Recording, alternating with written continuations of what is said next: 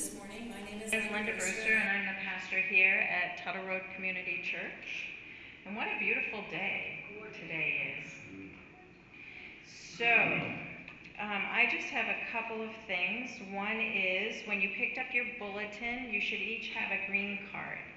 So if you don't have a green card, you might want to make your way back to the table and grab a green card. And there are pens there? There's a basket of pens there too, so if you don't have a pen, you might want to grab a pen.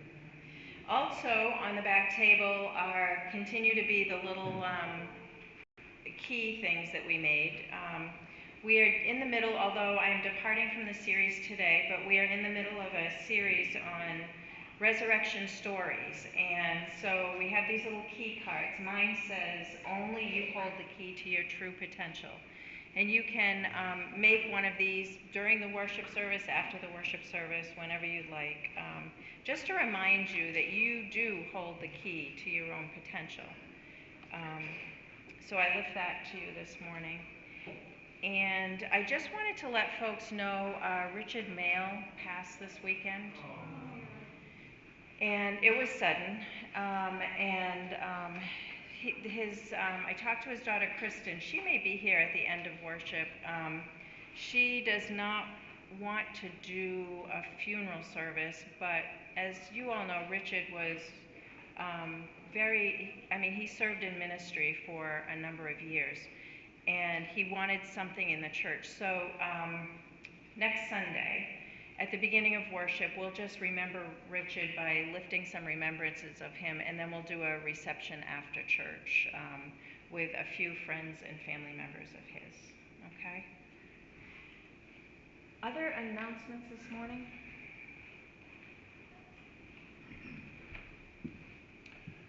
Good morning on this lovely day. I just want to let James and Paul know there's another book of another bag of books for May Needs that Jen was collecting for.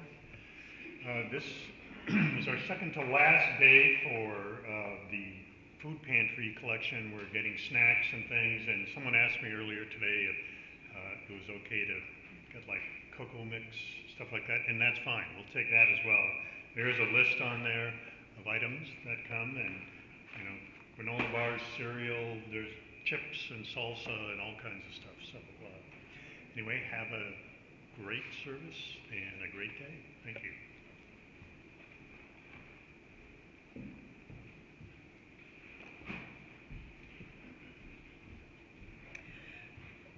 Two weeks from tomorrow, May the 6th, is the meeting of IZOSH, which is a women's group, men. It's a women's group that grants microloans to women globally who are in extreme poverty, who have a business that they would like to start or expand. Since we began the IZOSH main chapter, we have raised over $50,000 in microloans. So, if you have not come, this is the time. If you have come before, this is still the time. But I'm also in need of several volunteers for a few small jobs. So if you are going to be there and would be willing to help out with a couple things, see me after church. If you have never come, see me after church, and I'll tell you what that strange word means. Thanks.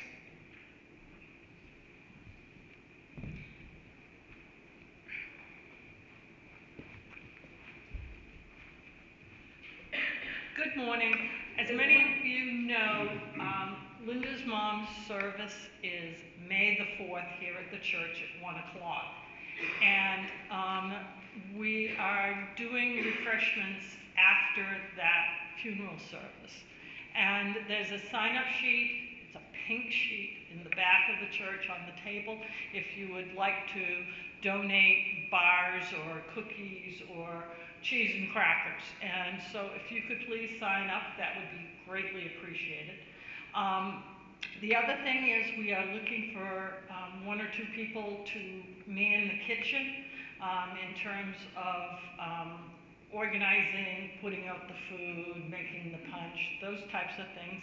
Marion and I are both committed during the service, and so we can't do that.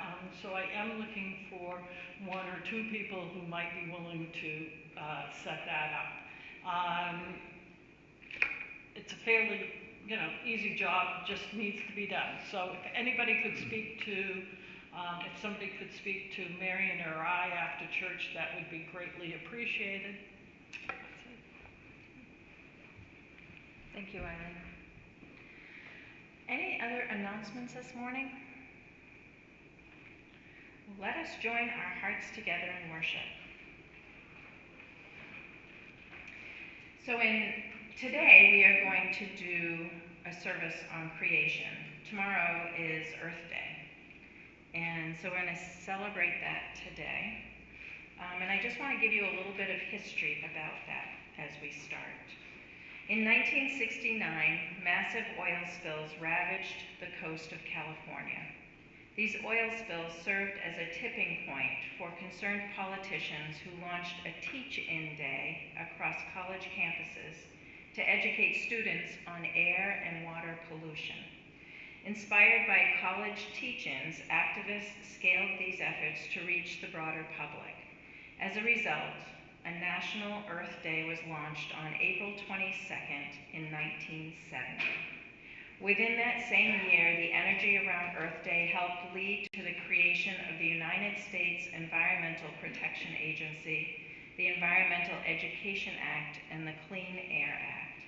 Since that time, Earth Day has become a beacon of hope around the world. Classrooms teach about environmental justice, cities hold parades, people visit their farmers' markets, and many Christians sing for the beauty of the earth. Today, we are drawing inspiration from Earth Day traditions and our faith's enduring declaration that God delights in creation and declares that it is good. I am sure you are aware of efforts in our country and our world to advocate for the Earth's care and sustainability. However, it is not only policy that calls us to be caretakers and advocates. Our faith also calls us to be caretakers and advocates for God's good earth. So today, we will sing of God's good creation. Today, we will pray for the well-being of all of God's creatures, from the plants to the marshlands, from oceans to the rivers, from the land to the sky. Today, we will look at the earth and declare it is good alongside our Creator. Today, we also acknowledge the indigenous people who stewarded the land where we now live. The 4 main Indian tribes are the Maliseet, Micmac, Penobscot, and Passamaquoddy, known collectively as the Wabanaki, people of the Dawnland.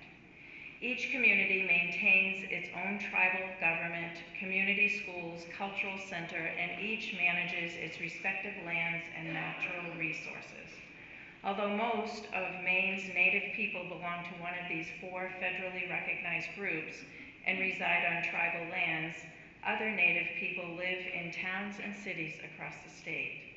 So friends, let us worship our holy Creator. Please join us in the call to worship, which is in your bulletin.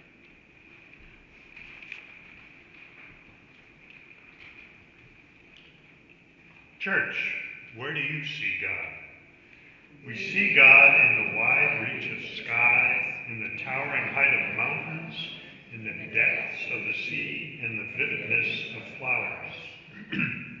Church, where else do you see God? We see God in early morning sunrises, in the quiet after a snow, in the reaching of rivers and tributaries, and in the stars that light the night. And in your seeing, what do you know? We know that God